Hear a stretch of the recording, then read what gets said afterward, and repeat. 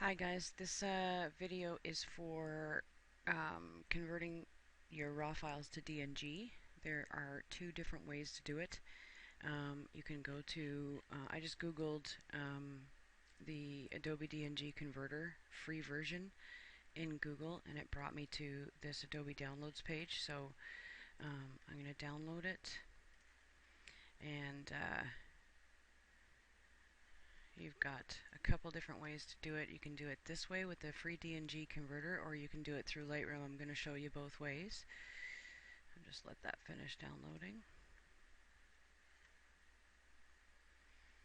I'll launch Lightroom right now while I can, while I'm waiting. I'll just open up an old one. Let's see, I'll open up that one. So you can go through your normal process of creating a Lightroom catalog and importing all your files, and then if you're doing this to create a DNG for your photography teachers in lieu of a raw file, then just do a Command A, which is select all, and export. Choose the location where you want it to go, and then under File Settings, go in here and choose DNG. Leave it to the latest one. JPEG preview full size. Embed fast load data is fine. You can leave that. Embed original file. You can leave that one off. And then just export, and it'll convert all of those raw files to DNG. So that's how you do it through Lightroom. Real simple. I'm going to skip that. This should be done by now. Just going to go to my downloads folder, and there's DNG converter. Yes, I want to install it. Install. I'm just going to close all this other stuff down.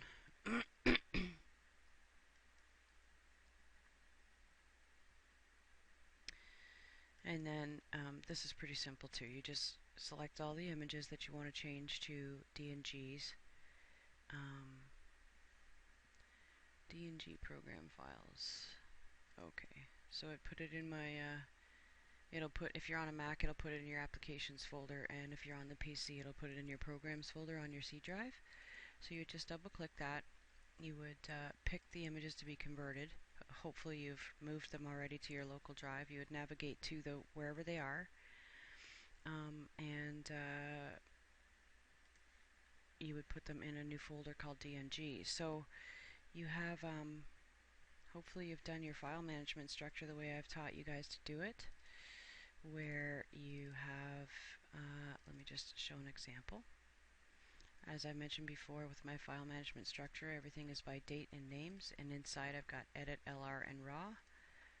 Edit, LR, and raw. So what you would do is you would come home, you'd create this same file management structure. You'd go in, you'd make your LR, your raw, and your edited folder, but then you would just make a new one and call it DNG. Dump your raws in there, and then when you choose where to take them from, select that folder there, and then save in same location, save in new location, and you would navigate to that folder right there. And that's it. Let it do its thing. If there's a lot of files, it might take a while, but that's how you would do it. And then all this stuff in here, just leave it as all the default settings, and it'll just do what it's supposed to do.